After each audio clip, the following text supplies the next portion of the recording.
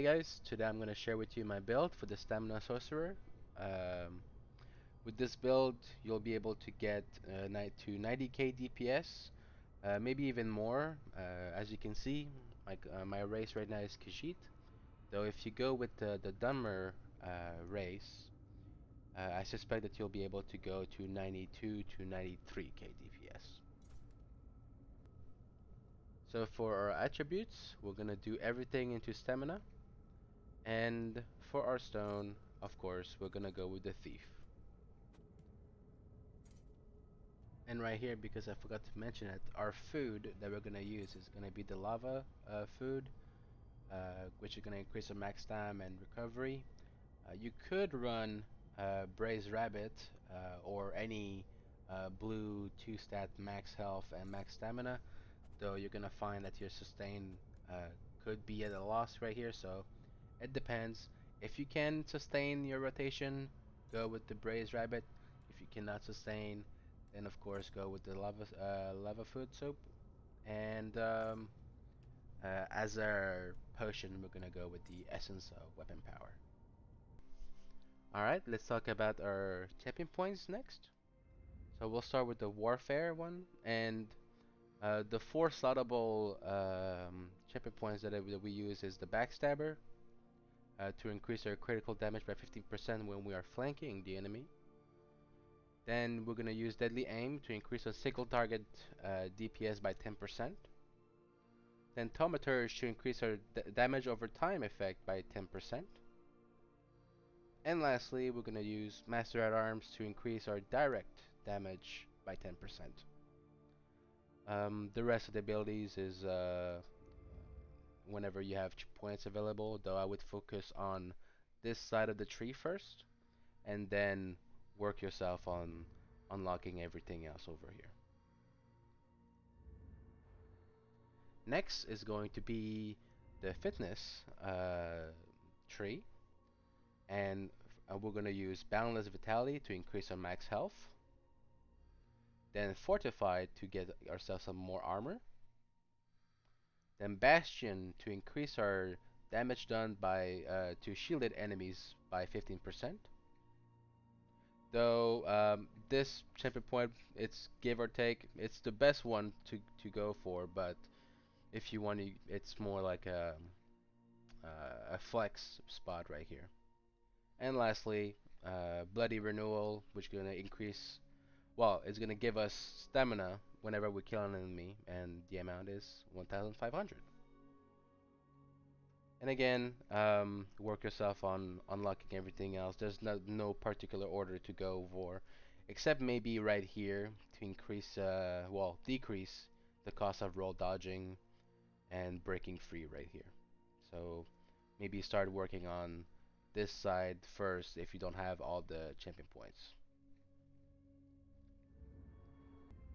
And for the craft side of the tree, you want to work your way up this this branch and go up to the steadfast enchantments, which is gonna increase your chance by to not consume a charge of your weapons by 50%. Then we're gonna go down and go for the rationer, which is gonna add 30 minutes to your food and drink. And then liquid efficiency, which is gonna give you a chance to not consume a potion whenever you use it. Then we have the Steed's Blessing, a flat 20% movement speed bonus when you're out of combat. And lastly, we're gonna go with the Treasure Hunter, though again, the tree right here is very user preference. You can do basically whatever you want.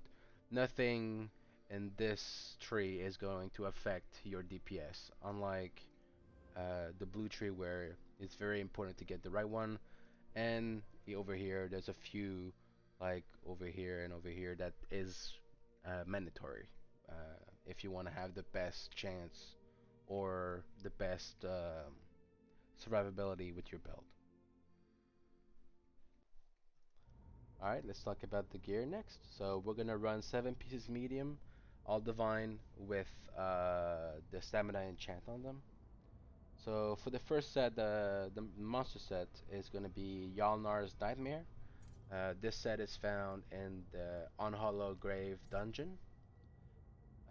Next, we're going to have the Kinra's Wrath. This set is found in Black Drake Villa. And we're also going to run our two daggers, Kinra's. These two daggers are going to be Nernhoned and with the Poison enchant on the main hand. And on the offhand, we're going to have the Flame enchant with the Charged trait. And lastly, we're going to run Reliquin on whatever remains on our body and jewelry. I'm using the perfected version, though if you don't have it, if you have only run the trial, Cloud Rest and normal, that's totally fine, no sweat. There's only a slight amount of DPS, difference between the two. And for our jewelry, of course, we're gonna run Bloodthirsty and the Weapon enchant on all of them. And lastly, we're gonna talk about our bow, the Master Marina bow. Very important to have with the infuse trait and the weapon damage and spell damage enchant on the bow. So as far as farming for those sets, I would recommend starting with the Kinra's Wrath. It's a very easy dungeon, Black Drake Villa, uh, and I see a lot of people asking for it in zone chat or just plainly going pugging it in the dungeon finder. Very easily found. What you might find, a bit more challenging to obtain, sorry, the Yalnar's Nightmare set. So if you're having trouble finding it, or can't find a group to run with it, just go with the Celine. It's a slight decrease in DPS, but overall it's really decent. And same goes for Cloud Rest. If you're having trouble finding a trial group, or you're not confident in running in a veteran with your group or whatever, go for the Briarheart instead. Very decent set, very easy to obtain. You can always buy it also at the auction house, though as you can see it's a little bit pricey at the moment. Otherwise, you can farm it running the circle in Roughgar. I don't have a map to show you at the moment, but I do know from memory, from running it myself, um, you just go around basically on the southern portion of the map, running in circle from here around over there, running the edge of the map. You're gonna find a lot of treasure chests, and that's where I was able to find my Briarheart sets. Alright, so now for our skills. I'm gonna go one bar at a time, starting with the main bar, our dual wield. I'm gonna put them in the slot that I'm most familiar with, but you can put them anywhere you want. So we're gonna start with crystal weapons. Then we're gonna go right here, and we're gonna go with our Clanfear. And while we're at it, we're gonna add bound armaments to our bar. Next, we're gonna go and dual wield right here. Get our Whirling Blade, which is gonna be our execute. So whenever the enemy is below 25%, you're gonna start using Whirling Blade. And then Deadly Cloak for our final bar right here. And as an ultimate, oops, we're gonna go into Flawless Dawnbreaker, found in Fighters Guild. Next, on the bow, I'm gonna start with the, if I can find it, Endless Hail. Then we're gonna go back over here and double slot Bound Armaments, and again double slot our Clanfear. We're gonna go right here in Storm's Calling and get Hurricane. And then we're gonna go in Fighters Guild and get our Barb Trapped. And for the ultimate, go back, Daedric Summoning, and get our Greater Storm Atronach. So now I'm gonna explain the rotation. We're gonna start always on our bow, and we're gonna summon our Clanfear first. Then we're gonna buff and get our bound armaments up. Then we're gonna go Hurricane. we're gonna go in contact with the enemy, drop our trap, get our ultimate down, get our endless hail, switch real quick, deadly cloak, crystal weapons, and then reactivate bound armaments whenever you have 4 daggers up. And that's basically how the rotation is gonna go. After the initial start, you're gonna go and reapply your buff or your timer really on your endless hail, your hurricane, your barb trap, and your deadly cloak whenever they start to run out. Um, and when the enemy is below 25%, you're gonna stop using crystal weapons, though you're gonna continue using bound armaments. So you're gonna go Whirling Blade, Light Attack, and a Whirling Blade, whatever, and then bound armaments. This one, you can start dropping it entirely when the enemy is, between 10 and 15%. Then you're gonna solely focus on Whirling Blade, along with keeping your buff, the Deadly Cloak and the Sail, this and this, uh, whenever they start to run down. Also, a quick reminder, Crystal Weapons is a great ability right here, though in situations where you don't have a major breach on the enemy, you could always run Psijic Order right here. You could run Crushing Weapons instead. Um, you're gonna have a tiny little bit of DPS drop, but depending on if you have major breach or not. If you do not have major breach and you're using this to, get uh, the debuff on the target, now you're gonna have an increase in DPS.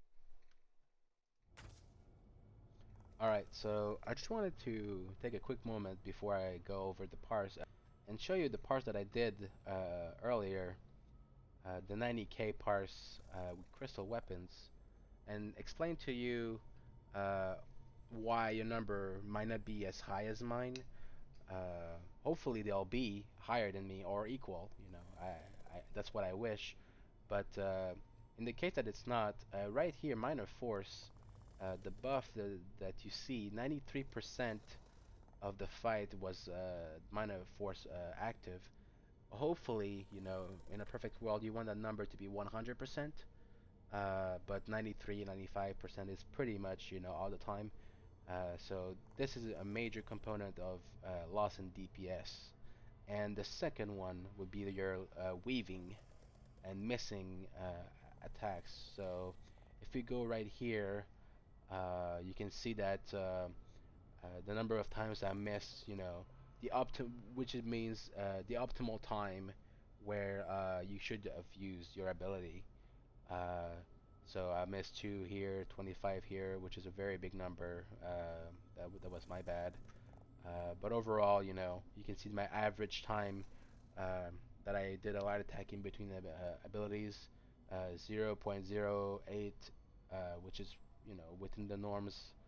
Uh, and you can see here my champion points.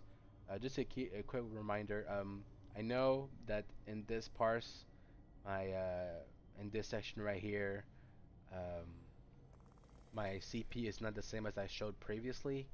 Again, I switch between farming and parsing, but this is also to show that the green tree right here does not affect at all your DPS.